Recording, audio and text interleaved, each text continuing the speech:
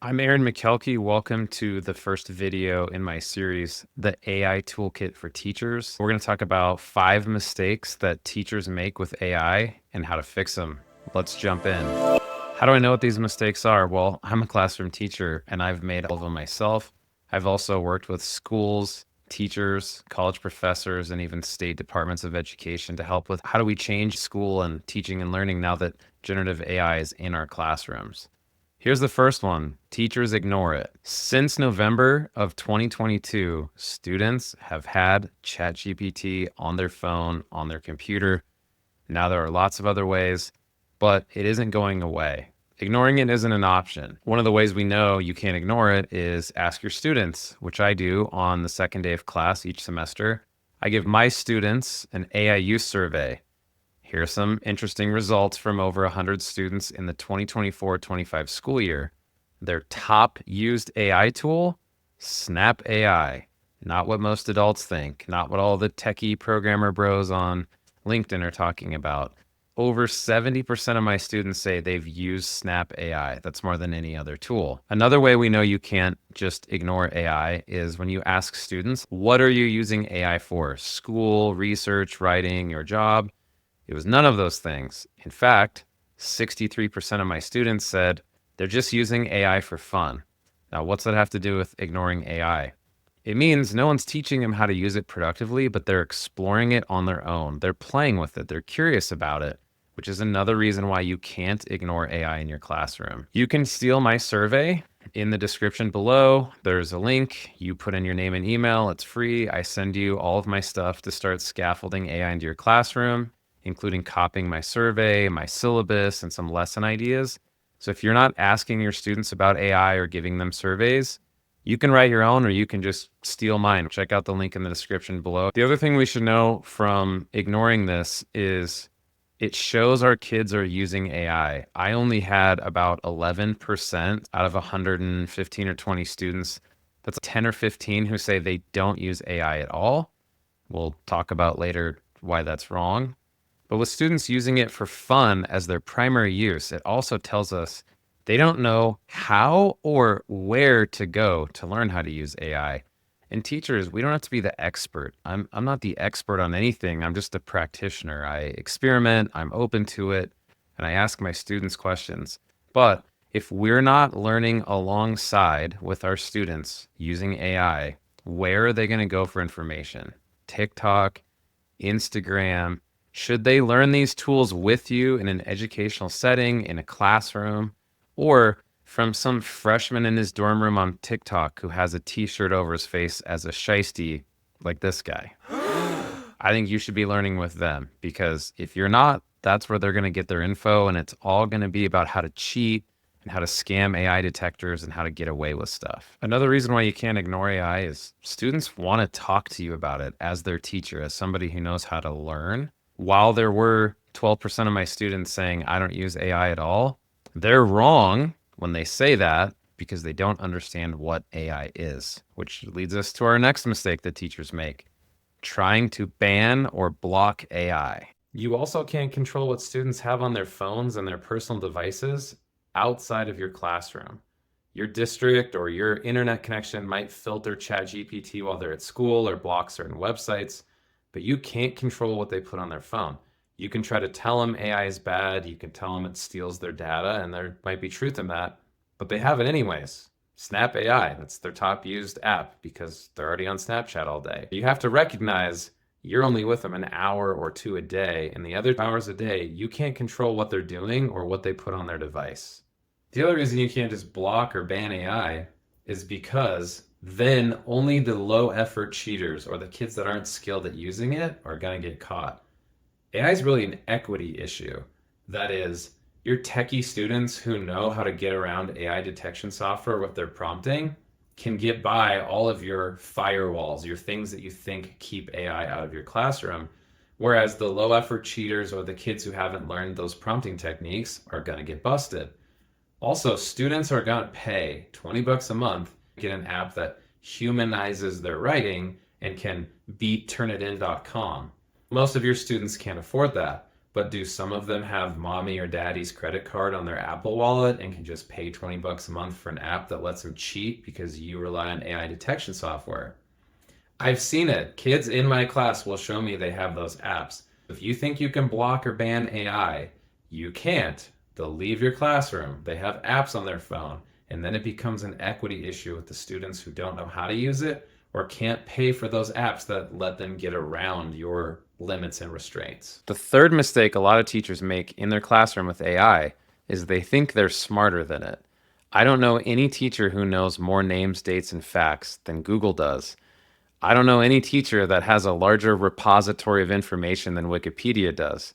While those tools aren't perfect, they're a lot better at storing information than our brains. And if you try to out Google or out Wikipedia, you're not going to win. Don't fight that battle and don't try to be the expert on everything. AI is the same way. It can do a lot of things better than humans, even if you're an expert, even if you have a college degree, even if you've taught your subject for 20 or 30 years, there are going to be things that AI can do better than you, so don't fight it. If you needed 30 copies of a handout for your students, you could take a pencil and paper and handwrite those out yourself, but you would be crazy to do that. AI is no different. When you're trying to come up with ideas and improve your lesson plans or give students feedback, there comes a point where, yes, you could do it manually, but there's a better, faster, easier way that's going to lead to a better result for your students, just like making copies. Use the copy machine. What are some of the ways that you can use AI instead of fighting it? Ask it about things that you would consider yourself an expert in.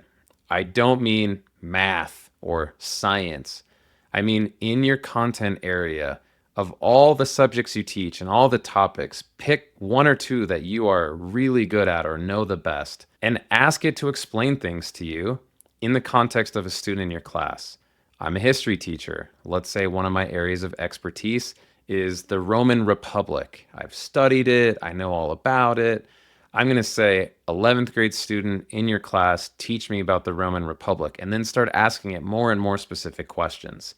Another cool way you can do this is with voice mode, because some people don't want to sit and chat all day with an AI chat box. Put your earbuds in or take your phone and have a voice conversation with it and just talk back and forth while you're out for a walk or doing chores around the house and test it and see, does it really know as much or more as I do in these areas of my expertise? And you might be surprised. AI probably does, and you can start to evaluate how well can it explain it and how did I get that out of the AI. Then what you can do to really challenge yourself is take that content that you just explained to me, come up with an analogy for my student who's really into fishing to explain that concept from the Roman Republic to the fly fisherman, or explain it on this student's level. I have an IEP student who reads on a 6th grade level and he's really into engines and trucks. Help me explain this complicated historical stuff to him on his level, or connect it to another concept like something from chemistry they learned in the class period before me, or what we learned last unit about Greece. And then you start to see AI doesn't replace me. It's not better than me. It can enhance what I'm doing. Instead of fighting it and thinking I'm smarter than it because I have a college degree, I learn how to use it so I don't have to be the expert anymore. If you want some other novel use cases for AI, in part 3 of this series, I'll show you some of the skills of how to use AI tools, like the voice mode when we're going for a walk. So stay tuned for those. Of all these mistakes that I see, number 4 is probably the most common. I see teachers spamming more of the same. What do I mean by that? What we were teaching a year, 2, 5 years ago, we're just doing the AI version of that. Here's an example. I had a talk with a teacher. They were having their students watch a documentary. They said, I wanted to make sure the students would pay attention to the video, so I used this AI tool to come up with a viewing guide, and I turned that into a worksheet for them. We've already been giving students worksheets with videos. That's not that different than Google Docs, which was not that different than paper pencil before. Spamming more viewing guides is not a transformational use of AI. You might as well not use it if that's what you're doing. If you're just creating more packets and more work, we're not using AI in the right way. Another thing we get when teachers spam more of the same is what I call AI ping pong. In other words, a student uses an AI tool to write something. That's the ball going over the net. A teacher uses an AI tool to give them feedback. That's hitting the ball back over the net. And it's AI to AI to AI to AI. And what's the point of doing that? If we're just assigning more essays and just grading them faster with AI, that's a mistake. And that's not how AI should be used in the classroom. Now, I'm not against using AI for feedback or having students get feedback from AI on their writing before they turn it in. But if we just automate the essay process, their AI essays are going to get spammed at us teachers, and we're going to spam them back with AI grading tools. And then the humans aren't even interacting at all. And we go, what was the point of this AI ping pong game that we played? Don't just do more of the same, teachers. We have to do something we couldn't do before we got AI. The fifth and final mistake I see teachers do with AI, and I've made this mistake myself, is relying on a specific tool or GPT wrapper apps. What do I mean by that? Here's an example of how I made this mistake. In a previous school year, I only used one AI platform with my students. I put all of my content in it. I had a tool to help them write better essays with it. My school didn't block it. My kids liked it. It was great. And I thought, look at me, I'm so smart.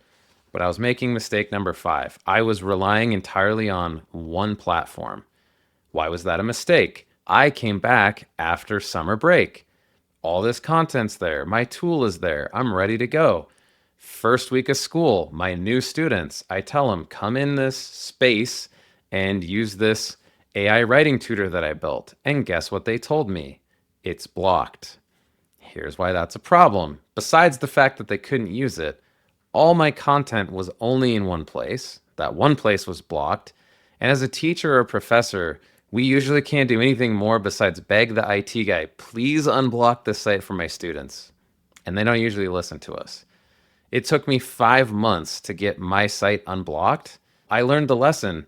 Don't invest in just one platform. Don't be dependent on one tool. I'm not going to name names of those tools, but a lot of them give you these fancy overlays and they're just chat GPT in a certain window. If you only know how to use AI in that context with that tool, your school's going to block it. Or your school's not going to pay for it. With all these AI companies starting up, a lot of them in the ed tech space, it could just be disconnected and unplugged and they went bankrupt or shut their doors and all of your stuff is gone. You can't just rely on one tool for all of your AI use, whether it's for you as the teacher, for your students, or like I did, really both, because you get locked out or stuck behind the filter. Which raises a great question. What should I do instead if I don't want to be stuck in one platform? We should be learning and teaching the skill of using AI, not this program, not how to use this app. I don't teach my kids how to use ChatGPT. They do use it. I teach them skills that transfer there, but I'm teaching them skills that will transfer to any other platform just as well. In the next video, we're going to talk about AI policy because in this series of 4 things that we're going to become masters of in the AI teaching toolkit, number 1 is policy. Number 2 is skills. What are those skills that I can teach? Number 3 is going to be the tools. What platforms, what apps, what large language models should I be using or can my students use? And then finally, and most importantly, the applications. How do I do that with my content area on this assignment in this unit? What does this stuff look like in a college classroom or a high school classroom or in your LMS when you post assignments and discussion boards? How do I apply this stuff? If you want to learn how to get your policies in line and create AI policy that doesn't suck, check out the next video. I'm Aaron Makelky, your AI teacher. Again, if you want those resources, down below in the description, you can put in your name and email address, and I will send you sample syllabus, AI policies, some of my lesson plans, and that survey you can give your students so you can ask them how they're using AI and what their concerns are, and you can build content in your class specifically for them. Thanks for watching part 1 in my series, the AI Toolkit for Teachers. If you haven't already, please subscribe to my channel so I can bring you more AI tips to make you a better teacher. See you in the next video.